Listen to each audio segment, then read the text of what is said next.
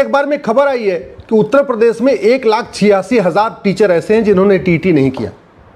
यह सारा मामला इसलिए उछल गया है कि माननीय सुप्रीम कोर्ट ने अभी कुछ दिन पहले अपने फैसले में कहा है कि जो लोग स्कूल में पढ़ा रहे हैं, प्राइमरी और जूनियर में पढ़ा रहे हैं, उनके लिए टीटी मैंडेटरी है, उनको टीटी पास करना जरूरी है। अब बहुत सारे लोगों को लगता है कि ये सुप्रीम कोर्ट ने कहा है कि नहीं टीटी करना जरूरी है। सच्चाई ये है कि राइट टू एजुकेशन एक्ट 2009 में आया था और इसी एक्ट में 2011 में ये मैंडेटरी कर दिया गया था कि 2011 के बाद जो भी स्कूल में टीचर हैं उनके लिए टीटी अनिवार्य है। यह आज का फैसला नहीं है, लगभग 15 साल पुराना कानून है जो कहता है कि स्कूल में पढ़ाने के लिए, प्राइमरी स्कूल में, जूनियर हाई स्कूल में पढ़ाने के लिए टीटी करना अनिवार्य है। सुप्रीम कोर्ट इसलिए मामला पहुंचा क्योंकि महाराष्ट्र की एक संस्था है जो स्कूल चलाती है, उसने कहा कि नहीं, हम तो मुस्लिम हैं, हम तो माइनॉरिटी के अंतर्गत आते हैं, इसलिए हमारे स्कूल पे टीटी लागू नहीं होगा, हमारे स्कूल पे राइट टू एजुकेशन एक्ट लागू नहीं होगा। और वो मुंबई हाई कोर्ट ने उनकी बात नहीं मानी तो सुप्रीम कोर्ट आ गए। सुप्रीम कोर्ट उस फैसले में ये पूरा मामला आया है जिसमें सुप्रीम कोर्ट ने कहा कि जितने भी नॉन माइनॉरिटी स्कूल हैं उन पे तो टीटी लागू होगा।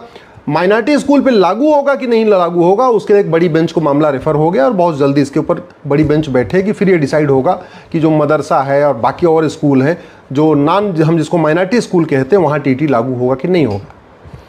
भारत में मदरसे चल रहे हैं माइनॉरिटी स्कूल के नाम पे, लेकिन माइनॉरिटी कौन होगा ये कहीं लिखा ही नहीं। भारत के संविधान में कहीं माइनॉरिटी लिखा नहीं है कि माइनॉरिटी कौन होगा।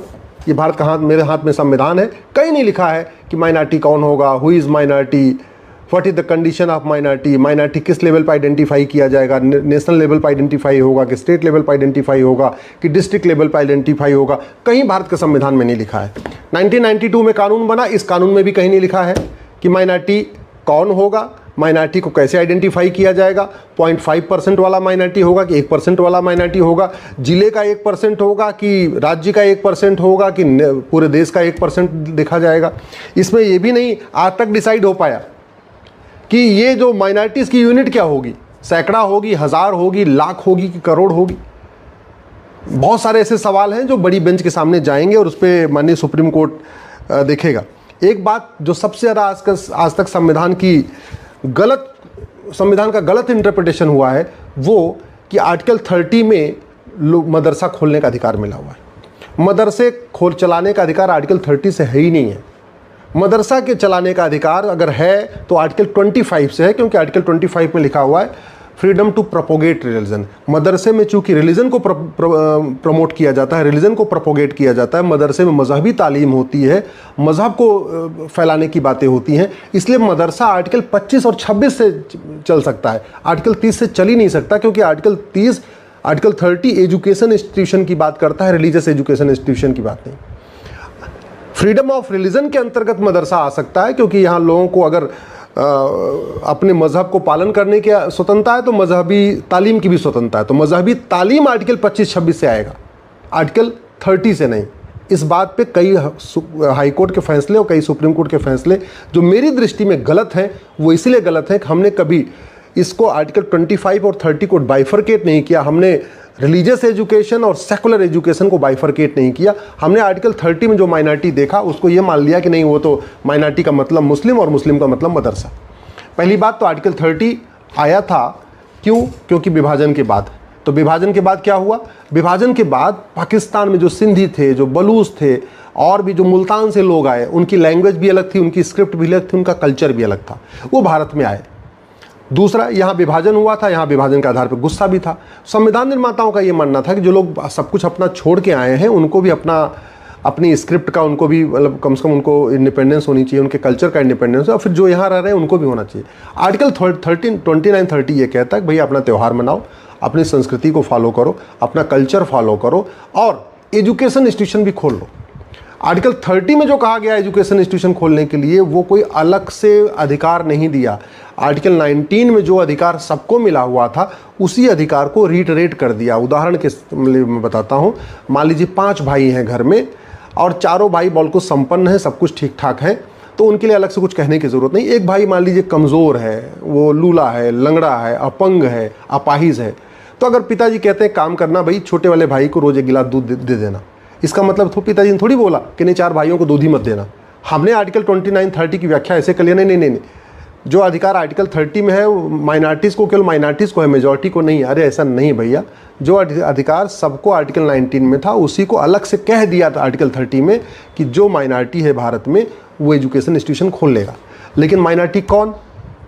माइनॉरिटी यहूदी तो हो सकता है, 1 लाख के आसपास है, बहाई हो सकते हैं 1 लाख के आसपास है, पारसी हो सकते हैं 1 लाख 10 लाख से कम वो भी हैं, जो सिंधी आए हैं सिंध से वो भी माइनॉरिटी हो सकते हैं, क्योंकि उनकी भाषा भी अलग है, वो अलग उनका कस्टम भी है, अलग उनके त्यौहार भी हैं। जिसकी संख्या करोड़ों में है वो माइनॉरिटी कैसे हो सकता है?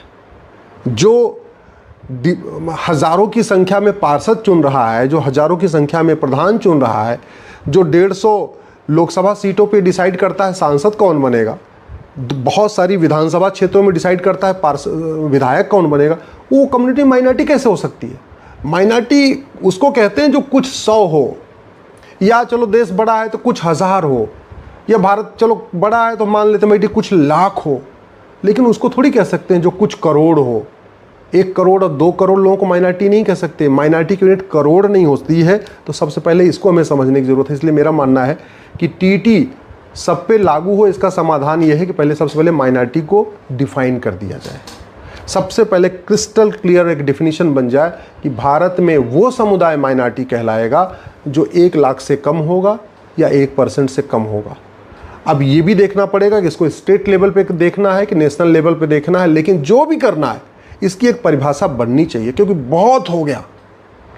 माइनॉरिटी फिर मिनिस्ट्री चल रही है, माइनॉरिटी कमीशन चल रहा है, माइनॉरिटी के आधार पे लोन जा रहा है, माइनॉरिटी के नाम पे वजीफा चल रहा है, माइनॉरिटी के नाम पे वक्फ बोर्ड बन गया, माइनॉरिटी के नाम पे वक्फ ट्रिब्यूनल बन गया, माइनॉरिटी के नाम पे फ्री मनाज जा रहा है, माइनॉरिटी के नाम पे मकान जा रहा है, सब कुछ हो रहा है।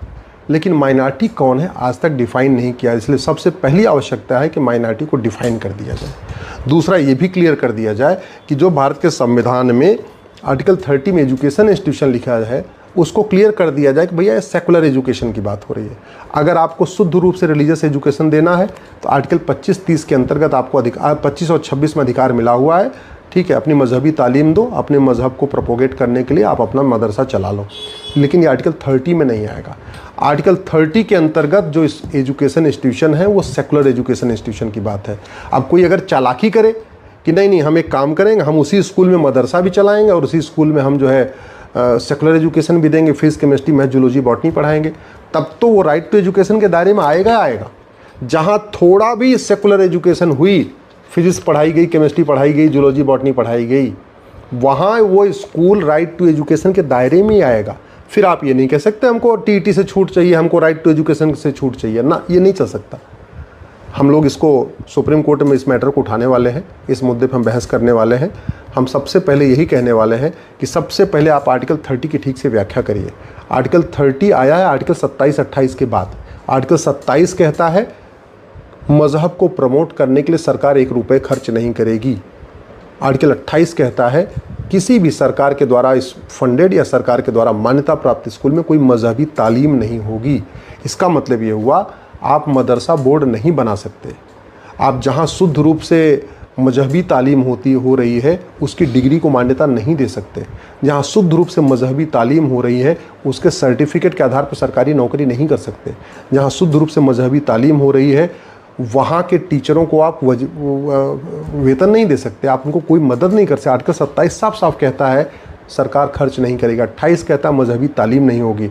आर्टिकल 29 कहता है सबको अपनी अपनी कस्टम को, अपने स्क्रिप्ट को फॉलो करने का अधिकार है। और आर्टिकल 30 कहता है एजुकेशन इंस्टीट्यूशन खोलने का अधिकार है। ये कोई नया अलग से अधिकार नहीं दिया है। ऐसा नहीं कि जो यहाँ मेजॉरिटी का अधिकार है उससे ज़्यादा माइनॉरिटी को अधिकार, ना, अधिकार बराबर है। आर्टिकल 19 में सबको अधिकार है अपना स्कूल खोलें, कॉलेज खोलें। आर्टिकल 30 में केवल उसको रिटरेट किया है, अलग से स्पेसिफाई किया है। उसका उदाहरण मैंने बताया कि घर में अगर 5 लोग हैं और डॉक्टर कह रहा है कि ये इस व्यक्ति को 1 गिलास दूध देना क्योंकि ये कमज़ोर है, इसका मतलब डॉक्टर ये नहीं कह रहा है कि बाकी लोग दूध नहीं पिएंगे, बाकी लोगों को दूध नहीं मिलेगा।